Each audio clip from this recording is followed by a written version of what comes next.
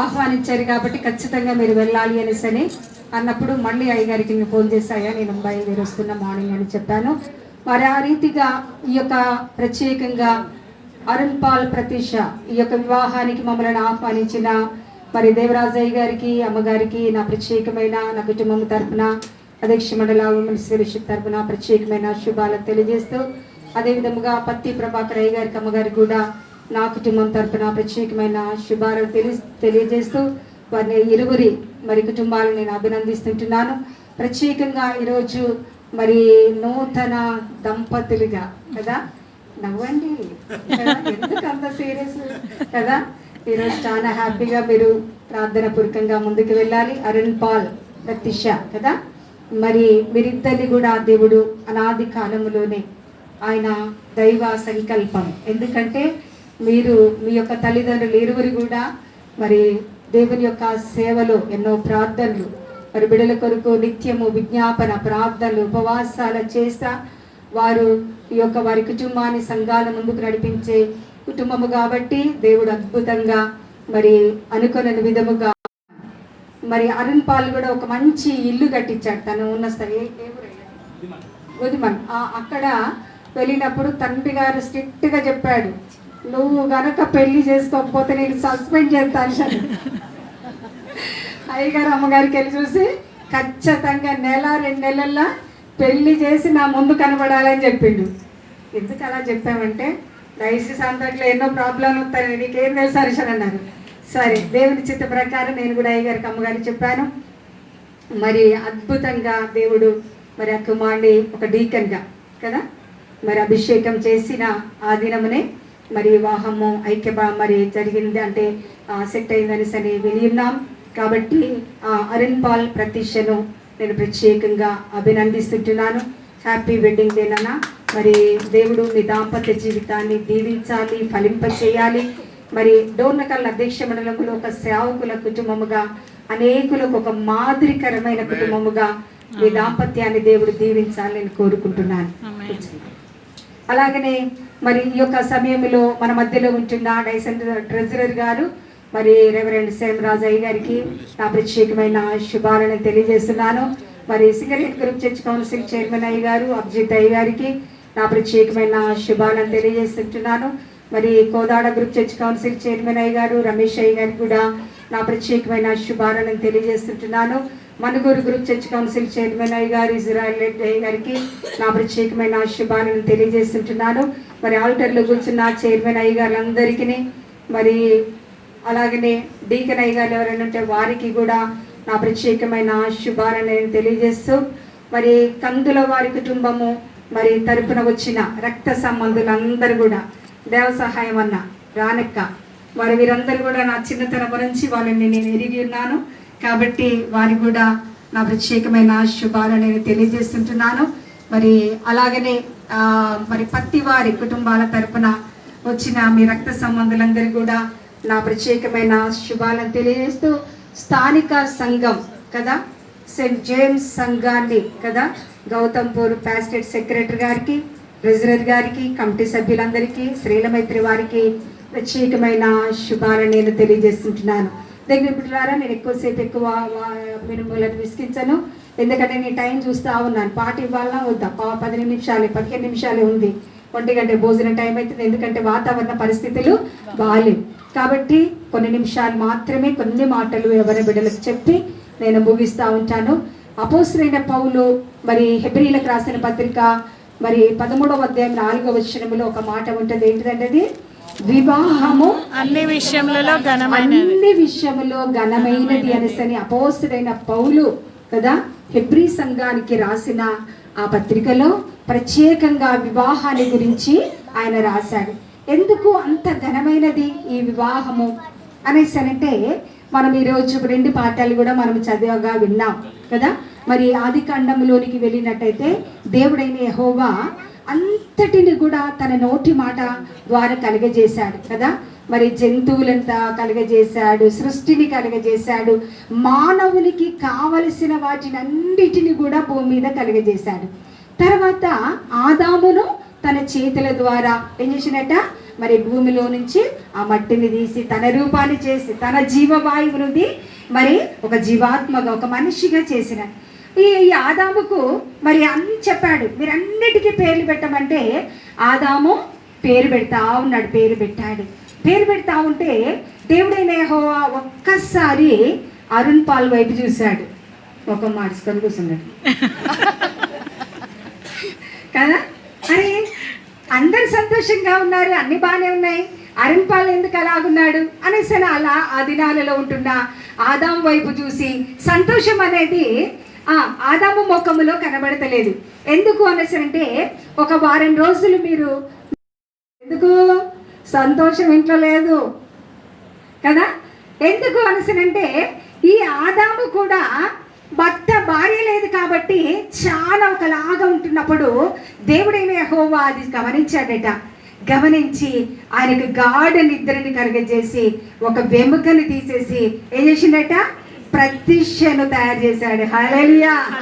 చూసారా వాళ్ళ హైట్ వేడి చూసారా మీరు?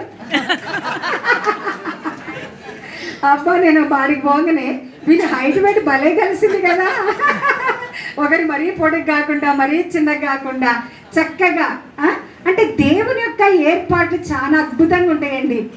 ఆ రీతిగా అవ్వని కలిగజేసి తీసుకుని వచ్చి నిలబెట్టే వారికి చక్కటి పాట పాడుతూ ఉన్నాడు ఆదాం కదా. ఎందుకంటే భార్యాభర్తలు ఇంట్లో ఉంటున్నప్పుడు ఏం చేస్తూ ఉంటారు, బాత్రూంలో పోయినా పాటే, ఇంట్లోకి వచ్చినా పాటే. అదే కనుక ఇంట్లో లేరనుకో పాటలన్నీ కూడా కదా అలాగుంటుంది అనమాట. ఆ రీతిగా ఒక మంచి మొదటి కుటుంబము ఎవరిది అనేసనంటే ఆదాముది కదా.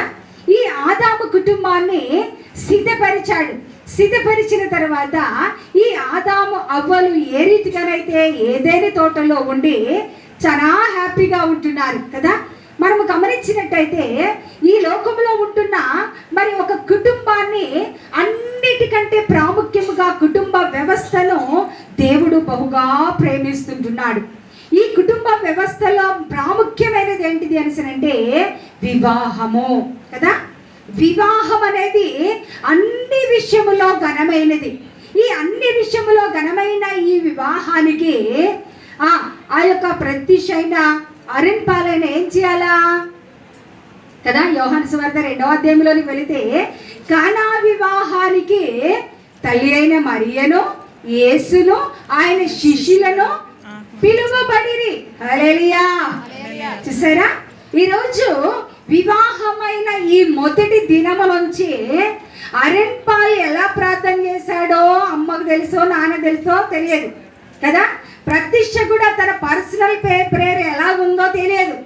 కానీ మీరు ఇంతవరకు ఎంజాయ్గా తిరగొచ్చు ఉండొచ్చు. కానీ ఈ పరిశుద్ధమైన మందిరములో జరగబడిన ఈ వివాహములో మీరు చక్కటి ప్రమాణముల ద్వారా ఐక్యపరచబడిన మీరు రేపు ఉదయం నుంచి ఏం చేయాలి అంటే యేసయ్యను మీరు ఏం చేయాలట, మధ్యలో కదా 3 పేటల తాడు త్వరగా తెగిపోదు. హల్లెలూయా. దేనికి విడలారా, మనకి ఎంత జ్ఞానమైనా ఉండవచ్చు, ఎంత డబ్బైనా ఉండవచ్చు, ఎన్ని ఉద్యోగాలైనా చేసుకోవచ్చు, కానీ ప్రభువైన యేసుక్రీస్తుతో మీ దాంపత్య జీవితాన్ని గనక మీరు ప్రారంభించినట్టయితే దేవుని యొక్క బిడ్డలారా, రాబోయే దినాలలో మీ ఇరువురు తల్లిదండ్రుల కంటే అధ్యక్ష మండలంలో ఘనమైన పరిచర్యలో వాడుకుంటాడు దేవుడు. హల్లెలూయా. కాబట్టి అంతగా దేవుడు దీవించాలి అంటే ఆ కానా వివాహానికి యేసు ప్రభు పిలువబడ్డాడు. పిలిచారు కానీ అక్కడ ఒక కొరత వచ్చేసింది. మరి తెలుసు యేసు ప్రభు యొక్క శక్తి ఏంటో, ప్రభావముగా ఏంటిదో ఆయనకు తెలుసు. కాబట్టి ఏం చేసిందట, ఎమ్మటే అక్కడ ఉంటున్న పరివారిని యేసు ప్రభు దగ్గరికి పంపించగానే మన సమయం ఇంకా రాలేదు అయినా కూడా అవంటే ఆయన మీతో చెప్పినది చేయండి. అలాగా పనివారు నిలబడి ఉన్నారు. యేసుప్రభు అన్నాడు, ఖాళీగా ఉన్న ఆ రాతి బాణలు అంచుల నిండా ఏం చేయాలట, నీళ్లతో నింపండి. దేనికి బిడ్డలారా, ఒక అద్భుతమైన కార్యాలు మన కుటుంబంలో, మన దాంపత్య జీవితంలో, మన సంఘములో, మన పనిచేసే దగ్గర, ఉద్యోగంలో, సేవలో ప్రాబ్లం అనేది లేదనే అనేవారు ఎవరైనా ఉన్నారా? ఏ ప్రాబ్లం లేదండి మా కుటుంబంలో, ఏ సమస్య లేదండి మా పరిచర్యలో అనేటోళ్ళు ఎవరైనా ఉన్నారా? ఎవరున్నారు? ఏదో ఒక సమస్య ఉంటుంది. కానీ ఎప్పుడైతే యేసు ప్రభు చెప్పినట్టుగా కదా, కాలి కుండలు ఇంతవరకు మీరు దేవుని యొక్క వాక్యాన్ని కంప్లీట్గా కదా, ఆది కాండం నుంచి ప్రకటన గ్రంథం వరకు మీరు ముగించారో లేదో, మీరేం చేయాలంటే దేవుని యొక్క వాక్యముతో మీ హృదయాలు నింపబడాలి. దేవుని యొక్క సన్నిధిలో ప్రార్థనతో మీ హృదయాలు నింపబడాలి. నింపబడినప్పుడు సంఘంలో సమస్యలు వచ్చినా, కుటుంబంలో సమస్యలు వచ్చినా, కొరతలు వచ్చినా కూడా ఆ కొరతలను దేవుడు ఏం చేస్తారంటే అద్భుతంగా దేవుడు తీర్చగలిగిన శక్తిమంతుడు. హల్లెలూయా. దేనికి బిడ్డలారా, నేటి దినాలలో అనేకమైన క్రైస్తవ కుటుంబాలలో ఏమి కొరతగా ఉంటున్నది అనేసరంటే ఆ యొక్క రాతి బాణలు ఖాళీగా ఉన్నలాగున కొరతలు ఏంటంటే ప్రార్థన ఉండదు, వాక్యం ఉండదు, దేవుని యొక్క సన్నిధికి కరెక్ట్గా వెళ్ళరు. కాబట్టి భర్త ద్వారా సమస్య, భార్య ద్వారా సమస్య, బిడ్డల ద్వారా సమస్య, కుటుంబంలో సమస్య, ఉద్యోగంలో సమస్య, సంఘములలో సమస్య, ఎన్నో సమస్యలు ఉంటాయి. కానీ దేవుడు మనకిచ్చిన కుటుంబంలో ఏముండాలి అని సరంటే ప్రతి దినము వాక్యము చదవకుండా, ప్రార్థన చేయకుండా అడుగు అనేది బయట పెట్టకూడదు. వెనుక బిడ్డలారా, వివాహము అన్ని విషయములో ఘనమైనది కదా. ఆర్ఎన్ పాల్ దేవుని యొక్క సన్నిధిలో ఘనమైన పరిచర్య చేయాలంటే ప్రతిష్ట తెల్లవారుజామున లేచి తన యొక్క భర్త పరిచర్య కొరకు, కుటుంబము కొరకు, సంఘము కొరకు ఏం చేయాలంటే ఎలిగెత్తి ప్రార్థన చేయాలి. హల్లెలూయా. ప్రార్థన చేసే తల్లి ఏ కుటుంబంలో ఉంటుందో, ప్రార్థన చేసే భార్య ఏ కుటుంబంలో ఉంటుందో ఆ కుటుంబానికి దేవుడు ఏం చేశారట? గొప్ప ఆశీర్వాదం కదండి, గొప్ప మేలు ఆ కుటుంబానికి దేవుడు జరిగించబోతుంటున్నాడు. కాబట్టి దీనికి బిడ్డలారా, ప్రతిష్ట దేవుని యొక్క సన్నిధిలో తన భర్తకు ఏం చేయాలట? లోబడి ఉండి కదా. అన్ని ఎఫెసీల రాసిన పత్రిక 5వ అధ్యాయంలోకి వెళ్తే భార్య ఏం చేయాలట? అన్ని విషయంలో తన భర్తకు ఏం చేయాలా కదా. అధ్యక్ష మండలిలో చాలా స్థలాలకు వెళ్తా ఉంటాడు అన్నడానికో సైలెంట్ కదా. ఏంటిది? భార్యగా మేము ఎంత జ్ఞానం కలిగి ఉన్నా కూడా భర్తకు మేము లోబడవలసి ఉన్నది కదా. కాబట్టి ప్రతిష్ఠ చేయవలసిందంటే తన భర్తను ప్రేమిస్తూ, తన భర్తకు లోబడి ఉండి వెనకాల ముందు ఏం చేయాలంటే తన కుటుంబము ముందుకు సాగి వెళ్ళాలి అంటే ప్రార్థనా పూర్వకంగా ముందుకు వెళ్ళాలి. హల్లెలూయా. దేనికి బిడ్డలారా, ఎన్ని కుటుంబాల్లో అధ్యక్ష మండలంలో 4-5 సంవత్సరాల నుంచి మేము పరిచర్యలో ముందుకు వెళ్తా ఉంటే భార్య భర్తల సమస్యలు కుటుంబంలో ఆఫీసులో ఉన్నప్పుడు తండ్రి గారు ఫోన్ చేస్తారు, అర్జెంటుగా ఆఫీస్కి రండి. నాకేం అర్థం కాదు, ఏం చెప్పడు అని ఫోన్ పెట్టేస్తారు. గబగబా తయారైపోతే అక్కడ 2-3 కుటుంబాలు అలా కూర్చుంటాయి. ఎన్నో కుటుంబాల సమస్యలు, కోర్టులకి వెళ్ళటం, పోలీస్ స్టేషన్కి వెళ్ళటం, పెద్దల దగ్గరికి వెళ్ళటం. ఎందుకు అనేసరంటే వీరిద్దరి మధ్యన అవగాహన లేకపోవటం వల్ల, ప్రేమ లేకపోవటం వల్ల, ఒకరినొకరు అర్థం చేసుకోపోవటం వల్ల, వారి జీవితంలో ప్రార్థన అనేది లేకపోవటం వల్ల ఎన్నో కుటుంబాలు విచ్ఛిన్నమవుతున్న దినాలలో మనం ఉంటున్నాం. కానీ ఒక క్రైస్తవ కుటుంబముగా ఎక్కడ ప్రార్థన ఉంటుందో అక్కడ లోబడిపోతా ఉంటారు. కాబట్టి ప్రతిష్ట దేవుని యొక్క సన్నిధిలో తన యొక్క కుటుంబాన్ని ప్రార్థన పూర్వకంగా ముందుకు నడిపించుకున్నట్టయితే దేవునికి బిడ్డలారా, వారి దాంపత్య జీవితాన్ని దేవుడు దీవించబోతుంటున్నాడు. అలాగనే అరుణ్ పాల్ కూడా తన యొక్క భార్యను ఏం చేయాలట?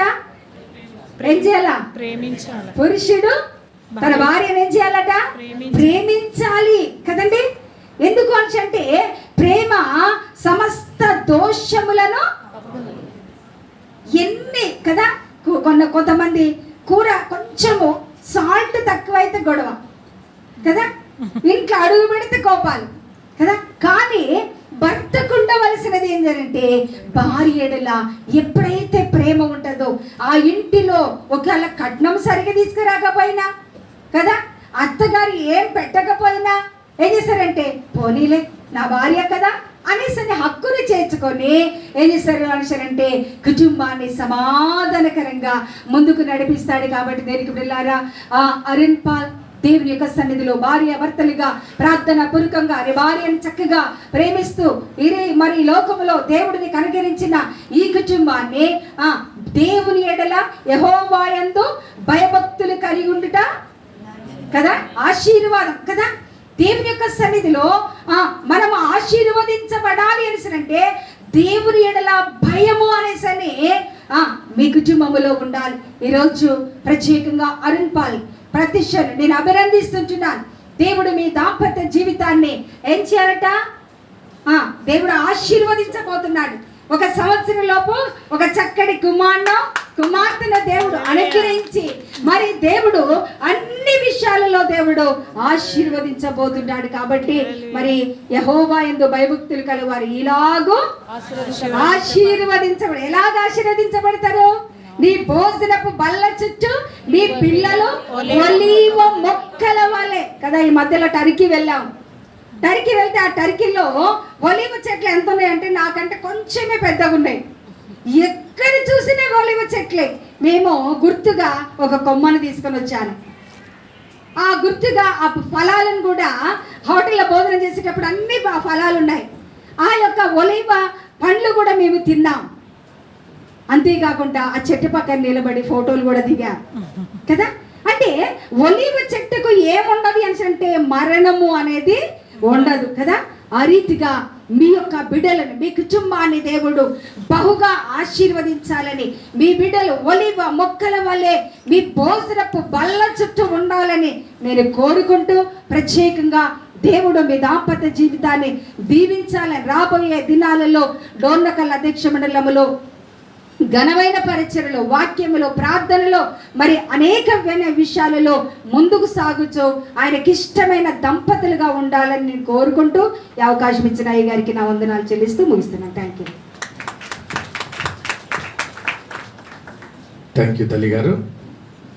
చక్కటి వర్తమానము ద్వారా నవ దంపతులను మీరు బలపరిచిన విధానం బట్టి, మీ ఆశీర్వచనము ద్వారా వారిని దీవించిన విధానమును బట్టి మరి ప్రత్యేకంగా తల్లి గారికి ధన్యవాదములను తెలియజేస్తున్నాను.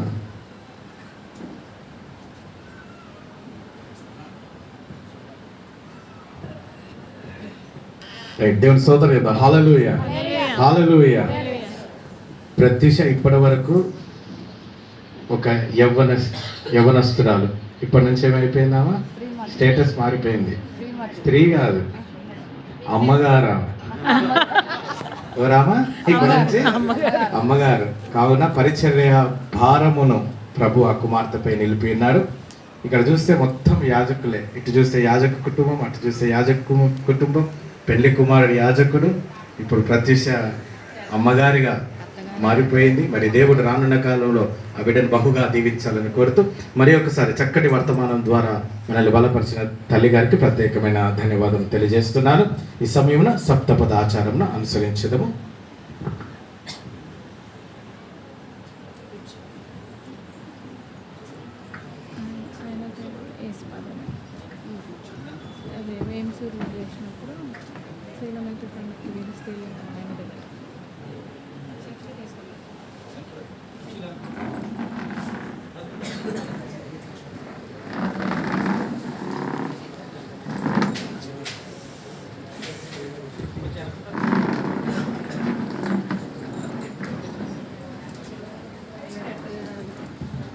భూమి మీద నీ మార్గము తెలియబడినట్లును, అన్ని జనులందరిలో నీ రక్షణ తెలియబడినట్లును దేవుడు మిమ్మల్ని కరుణించి మిమ్మల్ని ఆశీర్వదించునుగాక. ఆయన తన ముఖకాంతి మీ మీద ప్రకాశింపజేయునుగాక. దేవా, ప్రజలు నిన్ను స్తుతించుదురుగాక, ప్రజలందరూ నిన్ను స్తుతించుదురుగాక. న్యాయమును బట్టి నీవు జనములకు తీర్పు తీర్చుదువు, భూమి మీద నున్న జనములను ఏలేదవు. జనములు సంతోషించుచు ఉత్సవాధ్వని చేయునుగాక. దేవా, ప్రజలు నిన్ను స్తుతించుదురుగాక, ప్రజలందరూ నిన్ను స్తుతించుదురుగాక. అప్పుడు భూమి తన ఫలమునిచ్చును. దేవుడు మా దేవుడు మమ్మల్ని ఆశీర్వదించును. దేవుడు మమ్మల్ని దీవించును. బుదిగంత నివాసులందరూ ఆయన యందు భయభక్తులు నిలుపుతారు.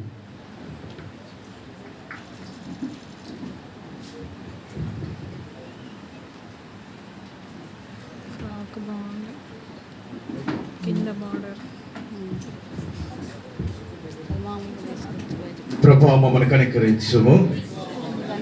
ప్రభువా మమ్మల్ని అందరం కలిసి ప్రభు నేర్పిన ప్రార్థన చెప్పేదాము. పరలోకమందున మా తండ్రి, నీ నామం పరిశుద్ధపరచబడును గాక, నీ రాజ్యం వచ్చును గాక, నీ చిత్తం పరలోకమందు నెరవేర్చినట్లు భూమి యందు నెరవేరును గాక. మానదిన ఆహారం నేడు మాకు దయచేయము. మా ఎడల అపరాధములు చేసిన వారిని మేము క్షమించిన ప్రకారము మా అపరాధములను క్షమించుము. మమ్మ శోధనలోకి తేక దుష్టుని తప్పించుము. ఎందుకన రాజ్యము, శక్తియు, మహిమయు నిరంతరం నీవై ఉన్నవి. ఆమేన్. ప్రభువా, నీ దాసుని దాసులను రక్షింపుము. ప్రభువా, నీ పరిశుద్ధ సముఖం నుండి సహాయము పంపుము. వీరికి బలమైన కోటగా ఉండుము. ప్రభువా, మా ప్రార్థన ఆలకించుము. సర్వశక్తి నీతిడవ తండ్రి, మానవ జాతికి వివాహ విధిని నిర్ణయించి నీ ఆశీర్వాదము చేత పవిత్రపరిచిన ఇదిగో ఇప్పుడు భార్య భర్తలుగా జతపరచబడిన నీ దాసులైన డీకెన్ అరుణపాల్, పృథుషలను ఆశీర్వదించమని నేను బతిమాలుకొనుచున్నాను. వీరొకరి భారం ఒకరు భరించు, సుఖ దుఃఖములను పంచుకొనుచు, తమ గృహ కర్తవ్యమును కలిసి నిర్వహించు. నీ వాక్యములకు విధేయులై ప్రేమ అందరూ ఒకరేడలో ఒకరు నమ్మకముగా ప్రవర్తించినట్లు అనుగ్రహించమని మా ప్రభుని యేసుక్రీస్తు ద్వారా వేడుకొనుచున్నాము. ఆమేన్. ప్రభువా, రక్షకుడు అయిన యేసుక్రీస్తు నజరేతులో భూ సంబంధమైన గృహ జీవితమునందు నీవు పాలు పొందితివి కదా. ఈ నీ సేవకులు ఇంటి యందు రాజువుగాను ప్రభువుగాను ఏలుమని బ్రతిమాలుచున్నాము. నీవు మానవుల పరిచర్య చేసిన విధమున వీరును ఇతరులకు పరిచర్య చేయు వరమును దయచేయము. తాము జీవించు ప్రజల మధ్య మాటల ద్వారాను క్రియల ద్వారాను అందరినీ రక్షించు శక్తి గల నీ ప్రేమను గూర్చి వీరు సాక్ష్యం ఇచ్చినట్లు అనుగ్రహించుము. తండ్రితోనూ పరిశుద్ధాత్మతోనూ ఏక దేవుడుగా జీవించి ఏలుచుండు నీ పరిశుద్ధ నామం నిమిత్తమే దీనిని దయచేయమని వేడుకొనుచున్నాము. ప్రార్థించుదాము. కనికరం కలిగిన ప్రభువా, పరలోకపు తండ్రి, నీ కృపావరం వలనే మానవ జాతి వృద్ధిగుచున్నది. ఈ దంపతులకు నీ సంతాన స్వాస్థ్యమును దానము చేసి మీకు స్తుతి మహిమ కలుగునట్లు వీరు తమ పిల్లలను క్రైస్తవ భక్తి విశ్వాసము ఎదుట చూచు వరకు దివ్య ప్రేమతోనూ మాన్యతతోనూ కలిసి జీవించినట్లు అనుగ్రహించుమని మా ప్రభువు యేసుక్రీస్తు ద్వారా నేను బ్రతిమాలుకొనుచున్నాము. ఆమేన్.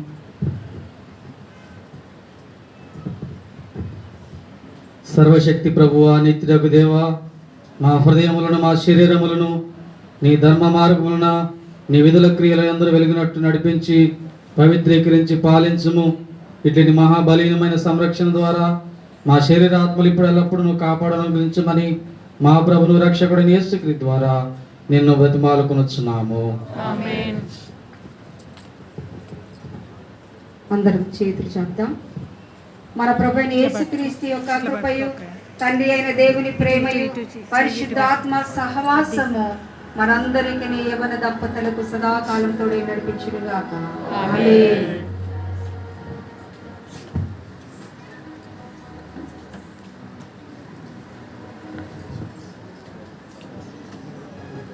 దయచేసి అందరు కూర్చోవలసిందిగా కోరుతున్నాను. ఈ సమయమున పెండ్లి కుమారుడు పెండ్లి కుమార్తె రిజిస్టర్లో సంతకం చేస్తారు.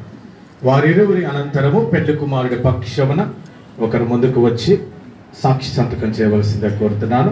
పెండ్లి కుమార్తె పక్షమున ఒకరు ముందుకు వచ్చి సాక్షి సంతకం చేయవలసిందిగా కోరుతున్నాను.